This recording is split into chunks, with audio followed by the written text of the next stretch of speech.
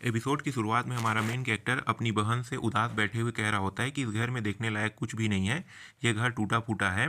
इस घर में क्या आप रुकना चाहती हो, लेकिन आपको रुकने के लिए एक भी रुपया देने की ज़रूरत नहीं है, कह के हमारा मेन कैरेक्टर कहने लगता है। तभी ये इसकी जो बहन होती है ये उधर उधर देखने लगती है और किसी को पूछने लगती है कि ये तियांग फिन है वो कहाँ गया। तभी हमारा मेन कैरेक्टर कहता है कि तुम पिताजी के बारे में बात कर रहे हो। पिताजी जो है वो हमेशा आते रहते हैं, लेकिन पता नहीं चलता कि वो कब आता है कब जाता है, और उसके बारे में किसी को पता नहीं होता। क्या क्या अपनी बहन को हमारा मेन कैरेक्टर बता रहा होता है।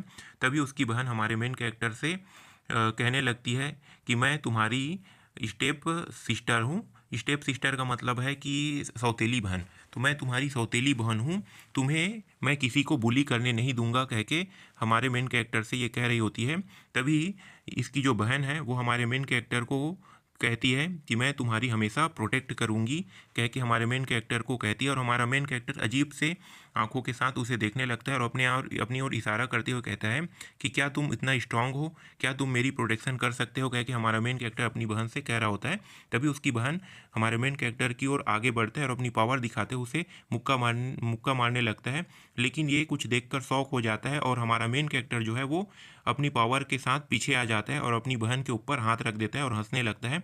तभी अपनी बहन के पीछे आकर हमारा मेन कैरेक्टर कहता है कि तुम इतने पावरफुल नहीं हो जो मेरा सामना कर सको, तुम मेरी प्रोटेक्शन नहीं कर सकते, कह के अपनी बहन को हमारा मेन कैरेक्टर कह रहा होता है।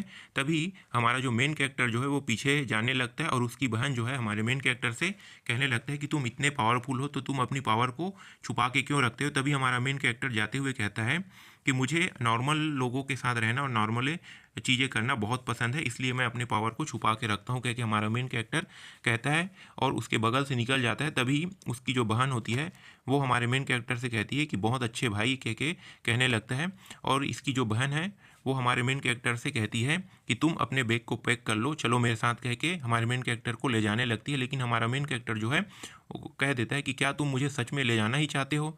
और आगे हमारा मेन कैरेक्टर और ये दोनों आपस में बात कर रहे होते हैं। तभी इसकी जो बहन है हमारे मेन कैरेक्टर से कहती है कि तुम अगर मेरे साथ जाओगे तो तुम एक बहुत अच्छे आर्मी जनरल बन जाओगे, कह के कहता है। तभी हमारा मेन कैरेक्टर कहता है कि मुझे आर्मी जनरल बनने में कोई इंटरेस्ट नहीं है, मुझे नहीं बनना है, कह के हमारा मेन कैरेक्टर मना कर देता है। फिर आगे बताने लगता है अपने बारे में। मैं जब इस सेक्ट में आया था तो एक जो बीच है वो मुझे अपने सेक्ट में ज्वाइन कराना चाहती थी, लेकिन मैंने उसके जो सेक्ट है उसे ज्वाइन करने से मना कर दिया। तो उसने मुझे ह्यूमिलेट करके मुझे वहाँ से बाहर फेंक दिया। तब मैं यहाँ पे आया, मुझे उससे किसी भी कीमत में मुझे उससे रिपे करना होगा, कह के हमारा मेन कैरेक्टर अपनी बहन को बता रहा होता है। और इसकी जो बहन है इसके अजीब से एक्सप्रेशन देखकर कहने लगती है कि तुम्हारा जो अगली एक्सप्रेशन है वो बिल्कुल पसंद नहीं आया मुझे। तभी हमारा मेन कैरेक्टर सॉरी सॉरी कह के अपनी बहन से माफ़ी मांगने लगता है। फिर सीन बाहर का दिखाया जाता है, ये दोनों बाहर आ जाते हैं और बाहर में हमारा मेन कैरेक्टर को दिखाया जाता है और उसकी बहन को दिखाया जाता है। उसकी बहन जो है हमारे मेन कैरेक्टर से कहती है कि तुम अपने आप को ज़्यादा फोर्स मत करना, और अपने घोड़े में बैठ जाती है। और फिर हमारे मेन कैरेक्टर से कहती है कि तुम्हारी जो और बहनें हैं वो तुमसे मिलने आने वाली है। और हमारा मेन कैरेक्टर पूछने लगता है कि मेरी कितनी बहन है। तभी ये बता देती है कि मैं तुम्हारी टोटल 6 बहन है, कह के बता देती है। और इन दोनों के बीच में आपस में बातें चल रहा होता है और ये जो बूढ़ा एल्डर है वो इन दोनों को बातें करते हुए देख रहा होता है। तभी उसकी बहन जो है घोड़े में बैठ जाती है और बैठने के बाद हमारे मेन कैरेक्टर को बताती है कि क्या हमारा मेन कैरेक्टर पहले पूछता है कि क्या वो सभी के सभी डरावने हैं। तभी कहता है कि उनमें से सबसे ज़्यादा डरावना मैं हूँ, कह के ये बताने लगती है। और तुम इतना पैनिक क्यों कर रहे हो, कह के हमारे मेन कैरेक्टर को देखकर मुस्कुराते हुए हमारे मेन कैरेक्टर की ओर देखते हुए ये कह रही होती है। तभी हमारा मेन कैरेक्टर नहीं, तभी उस बूढ़े बूढ़े एल्डर को, ये जो लाल बाल वाली लड़की है जो हमारे मेन कैरेक्टर की बहन है, वो बूढ़े एल्डर को बुलाता है। और बुलाने के बाद उस बूढ़े एल्डर से कहता है कि तुम किसी भी कीमत में मेरे भाई को bully मत करना, वरना तुम्हारे साथ क्या होगा तुम सोच सकते हो, कह के कहने लगता है। और ये यस यस कह के उसे देखते रहती है। तभी ये घोड़े में बैठ जाती है और बैठने के बाद हमारे मेन कैरेक्टर को गुड बाय कह के यहाँ से चली जाती है।